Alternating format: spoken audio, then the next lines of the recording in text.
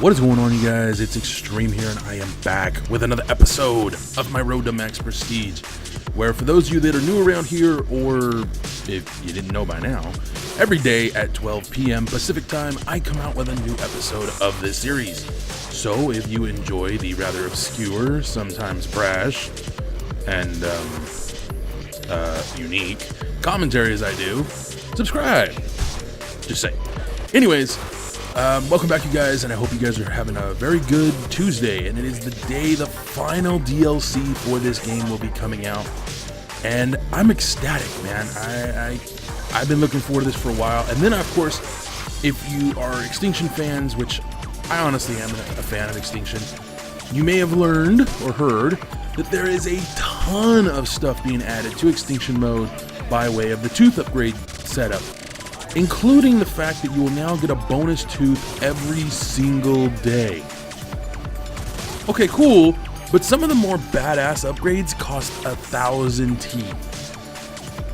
Somebody, by the way, all of this information I get from charlieintel.net. I think it is either charlieintel.net or charlieintel.com. I'm not sure which one it is, but I go there, and it's noted that on a... Oh Lord, I totally lost my train of thought because I was watching the video. Sorry, guys.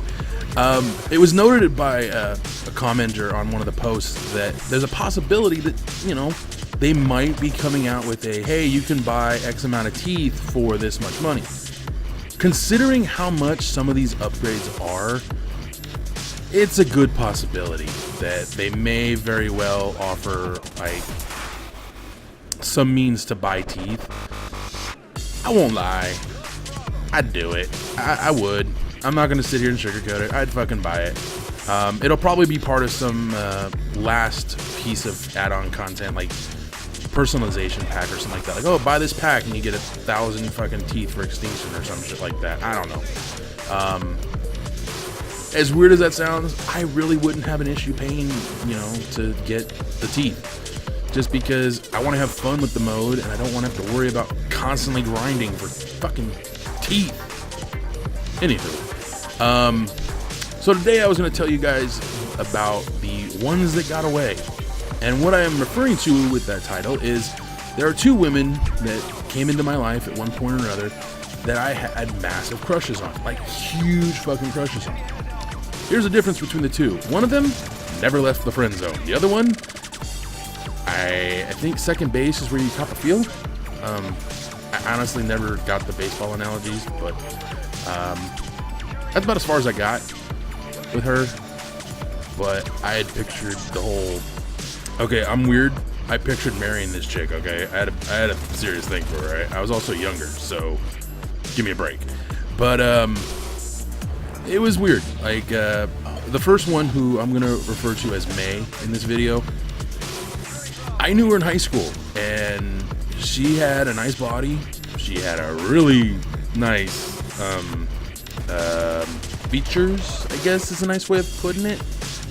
She had big boobs, really big boobs, and that was one of the many things I liked about her. But just her personality, dude. Honestly, I'm not even trying to be, you know, Mr. Nice Guy here. I'm being honest. She had a just kick-ass personality, and I really dug her. We went on a date, and I remember the end of the date was rather embarrassing because my brother, Eric, also had a thing for her, and he got a little territorial, if you will, and he and I had a very short, brief altercation that ended with me sitting on my brother basically saying, "Are you done?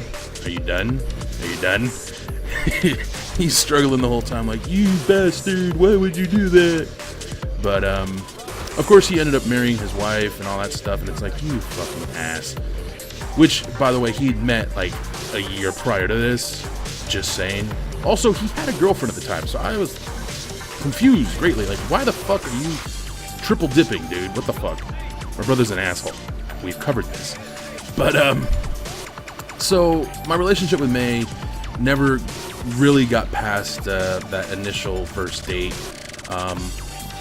I, you know, tried to pursue more, but she had things going on, if you will, that prevented it, and it never really went anywhere. And I always kind of wondered the what if, like, what if, you know, this had happened, I'd ended up with this girl, You know, how much different would life be? There's a couple I've thought about that way, but May and the second girl on the ones that got away is Annie. Now, for the record, May and Annie are not even close to their real names. Just saying. I literally just made these up the other day when I was thinking about doing this commentary. But Annie was different. I actually was it was a couple years later after the whole May incident and all that stuff. And Annie, well, let's just say Annie had me at hello, you know, like she literally was just this extremely drop dead gorgeous woman with a pretty interesting story. And I wish I could share it, but for obvious reasons, I won't share too much. But I will tell you this much. We did work together. I'm not going to say where. And I don't hope that, unless you know her personally, you wouldn't, or you knew where she worked, you wouldn't know who she is. So that's why I can say this next bit. She was also a stripper. Yep. Had the body for it, too. Anyways, as I'm getting choked up, unintentionally, both of them though had one thing in common, and that was I was smitten, dude, and it was something about him that just made me say, I want, gimme, gimme, gimme. I still to this day don't know what that was. I can tell you this much, I wasn't embarrassed about it, you know, like I was asked at one point, you know, about either or, you know, at one point or another someone asked me about them. And I remember a lot of my coworkers at the job I was working with Annie at, trying to figure out how to put that without revealing too much. They asked me why I was so into her, and the answer was always the same. She's got a nice body, she's nice to me, and she makes me feel special, you know, she makes me feel good, and just being around her is a good feeling. So that's kind of the same thing I would say about May, is that she has a nice body, and I felt great to be around her. That's always, you know, two very important things. There was one obvious thing I probably should mention, and that is that both of them had their issues, which is probably another reason why I had a thing for them, because I seem to have this weird thing for women with issues, you know, mental, physical, something. Like, there's always something wrong with the women I end up with. I don't know why. It's a recurring joke with me and my family. And it's not to be an insulting joke. It just seems to be that those are the women I seem to attract are women with some kind of issues. Either, you know, like I said, mental, physical, emotional, something. But that just seems to be my thing. I don't know why. I don't do it intentionally. It just happens. So ultimately they had their issues, and their issues were just maybe a little too much for me. I never saw it that way, but others may have. I don't know. This commentary really doesn't say a whole lot about the ones that got away, because there's really not much I can say without really going into who they are and saying things that might get me in trouble, and I really don't want to do that. Plus, one of them I know is hiding from an abusive ex-husband that, from the best of my knowledge, she was actually seeking criminal charges on. And the other one, well, the other one still lives in San Diego. I just haven't had contact with this person since, I don't know. It's been a while. Let's put it that way. It's been a while. So, but ultimately, you know, if I had the opportunity to talk to them again, I would still love to have their friendship, because they were both really awesome people. And I guess consolation prize.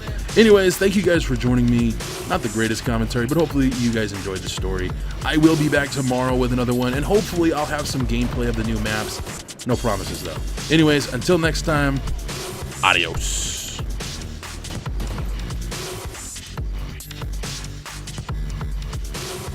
After almost a year, that comment still bugs me. Am I honestly destined to fail? I don't think so. Is anyone ever destined to actually fail? I don't know. I know I have failed. I have failed miserably multiple times in my life. So that's a thing, you know, I'm just saying. But I don't know. And I don't know if I'll ever truly let go of that comment. I can let go of a lot of shit. Trust me, I do. Some things are easier to let go than others. But the person that came from I'm not gonna say who it was, but it hurt.